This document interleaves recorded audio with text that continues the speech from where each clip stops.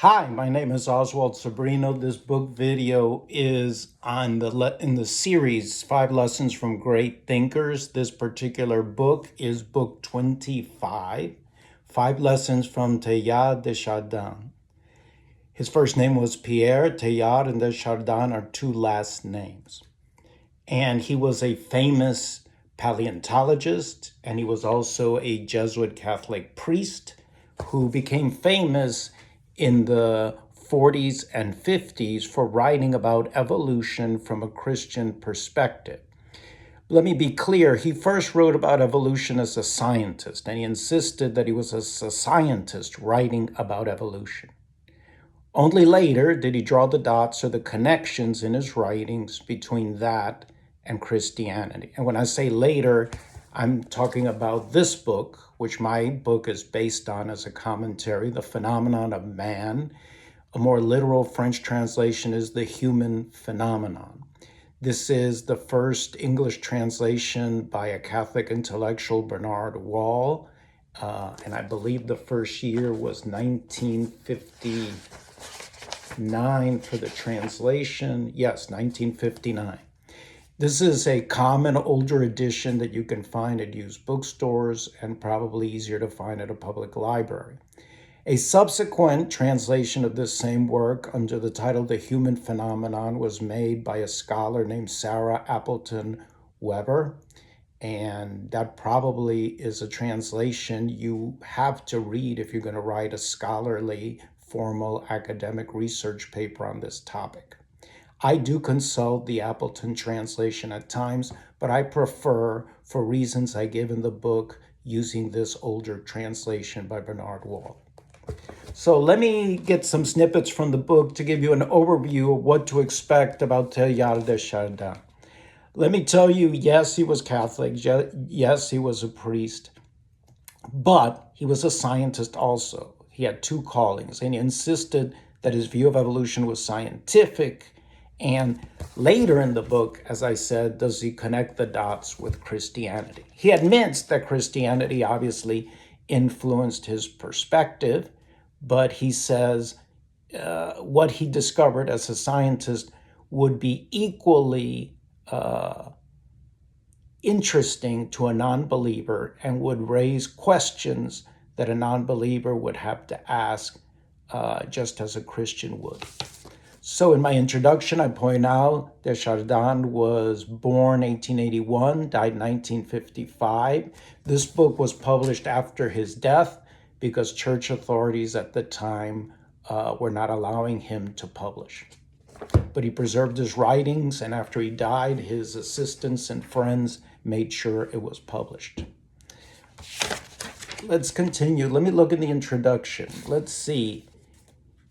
The introduction, one value of this older introduction is that, of this older book, is the introduction by Sir Julian Huxley, who was a contemporary of de Chardin and who was a famous evolutionary biologist from England. So they struck up a friendship, and he wrote the introduction to this edition of The Phenomenon of Man, translated by Bernard Wall.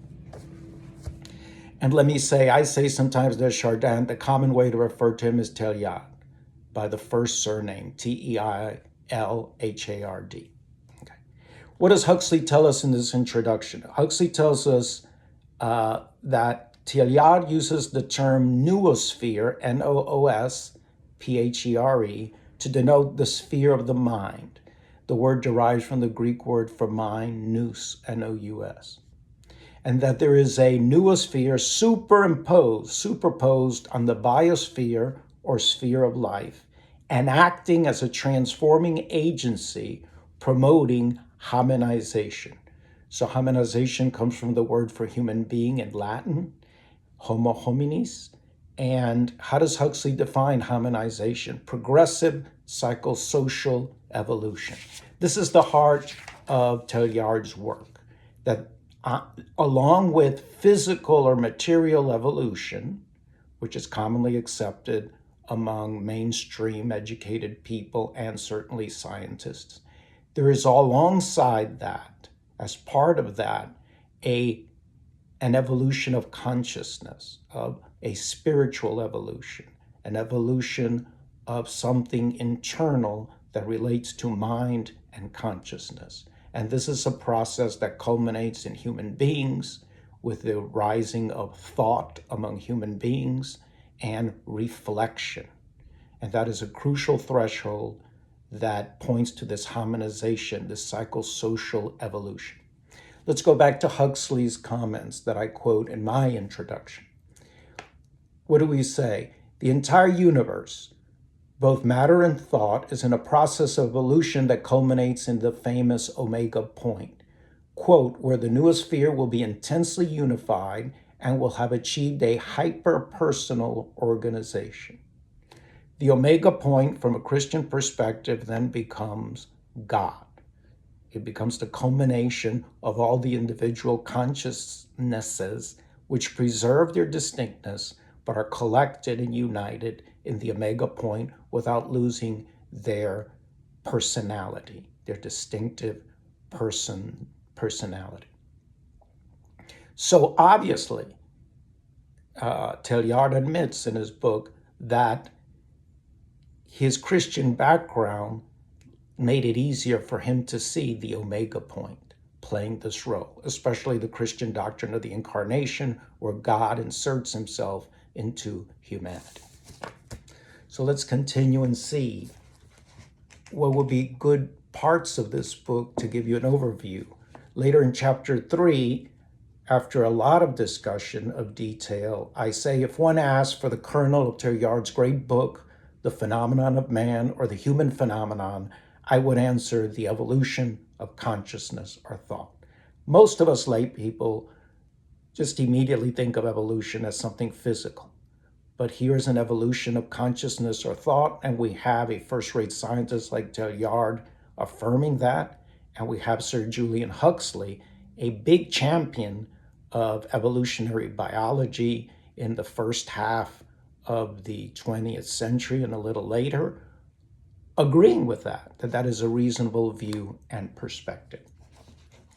And let me go to my conclusion at the end, my own conclusion, where I talk about Teilhard's central thesis. Teilhard repeats later in his book, in his summary, he gives a summary of his own book called The Postscript. His central thesis: there is a process of advancing consciousness that is part and parcel of the evolution of the world, and which is, as he has told us before, the vanguard of evolutionary development. So, my own impression, what's the value? We usually, as I said, think of evolution as a purely material, physical process. But this great scientist, and Huxley, another great scientist, who fully accept evolution, the evolutionary perspective, which is essential to Teilhard's approach, as Huxley tells us, also has a spiritual, mental component. You can call it spirit, mind, consciousness. I prefer the term consciousness, which seems to be the one most commonly used by Teilhard. And that develops. And we see the big breakthrough among the primates in man. We see reflection arise, and then you have this great process of harmonization, psychosocial evolution, where our research, our laws, our philosophies, our religious doctrines all contribute to the advance of consciousness, culminating in the omega point, which does not obliterate our personal distinctiveness, but preserves it. So Teilhard de Chardin, very interesting, because evolution is part and parcel of science that is so well established, it's hard to imagine it would ever be overthrown. And it has had influence even in the social sciences, in economics, and certainly even in religion, where we see that a religious Christian interpretation, in Teilhard's view, fits very well with this evolution of consciousness in the standard scientific evolutionary framework. People will disagree. I'm sure there are scientists who will reject this whole talk of spirituality and consciousness, but the question is that if you keep an open mind, the evolution of consciousness seems undeniable. It happened. We see the progress among the primates and eventually culminating in the human being who crosses the threshold of reflection. So it's a very interesting book. It's not, I would say, I recommend you read the book directly, The Phenomenon of Man, or under other titles, The Human Phenomenon, whatever edition you choose, the old Bernard Wall translation from the French, or you could read it directly from the French. And in my book, I give a cite to a very accessible French edition online, or you can read the Appleton Weber translation. Let me make sure I got Weber right. I want to say Weaver, but I believe it's Weber. So let's see.